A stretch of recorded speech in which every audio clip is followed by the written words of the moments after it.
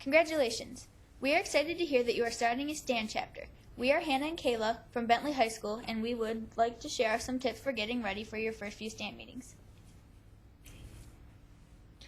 Before your first meeting, you should make posters advertising the STAND meeting. Prepare a short presentation or letter for the middle schoolers to take home. Make STAND sound as fun and interesting as possible. Us high schoolers get together to make a plan and decide who is going to do what. You need to have an agenda so you don't get lost during meetings. Know what supplies are needed and have them ready. Okay, so far we've told you how to prepare for putting on your first STAND meeting. But now what? First, you have to remember that the middle schoolers may be unsure and hesitant at first, so be sure to make them feel as comfortable as possible. We have found from experience that middle schoolers like snacks during meetings. It's perfectly okay to give them snacks, just keep it cheap. Lastly, plan a lot for your meetings so if you have extra time, no one will get bored. Most middle schoolers aren't too willing to share ideas because they may be scared or just plain uncomfortable with speaking in front of their peers. A good way to start your first meeting, or any meeting for that matter, is with energy and a smile. Do an icebreaker that is fun and gets the kids mixed up right away. A good way to get the kids mixed up is to give them cards with different colors on them and have all the same colors at the same table. Like these.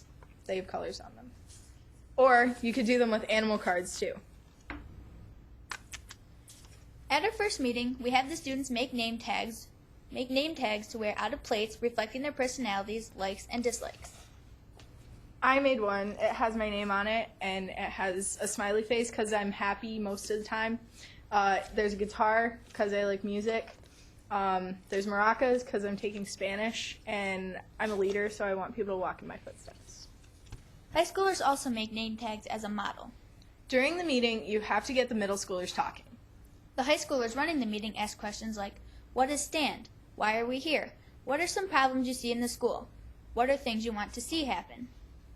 The last two questions are very important because many of the STAND students want to address the issues they face but lack the self-esteem to do so. Now that your first meeting is over, there are still many things that need to be done before your next meeting. You need to look over the list of issues the students gave. Set a goal on how to address each issue in separate meetings. Make sure to ask the students how they think they can accomplish the goals and how us high schoolers can help guide the kids to create projects. Earlier we talked about doing icebreakers to get the students talking. But the students may be hesitant in participating due to lack of self-esteem. Because of this, bullying and building self-confidence became our main focuses last year. Team building and self-esteem activities during meetings can help address these self-esteem problems. We tried to do something to build self-esteem to every meeting last year. We did fun craft activities like power shields to help reflect on the students' strengths. And decorated mirrors that remind students what they think about themselves, what they like about themselves. Like we said before, start meetings with icebreakers to get the students out of their comfort zones. It also helps to have the high schoolers who run the meetings be silly to show the STAND students that it's okay not to always look cool. But remember not to be too silly because it still has to be serious. We try to build self-esteem so when the students are outside of meetings, they will be more comfortable with themselves. Okay, now for the hardest part of having a STAND chapter, parent involvement. There are a few ways to get parents involved. You can invite them to a meeting, have an information night for parents to learn more about what their kids are doing, hand out awards at the end of the year, and invite parents. Now, here are a few helpful hints to keep your meetings running smoothly. It's important to be flexible and willing to change focus to fit current needs. Listen to the young ones and make sure they are treated fairly.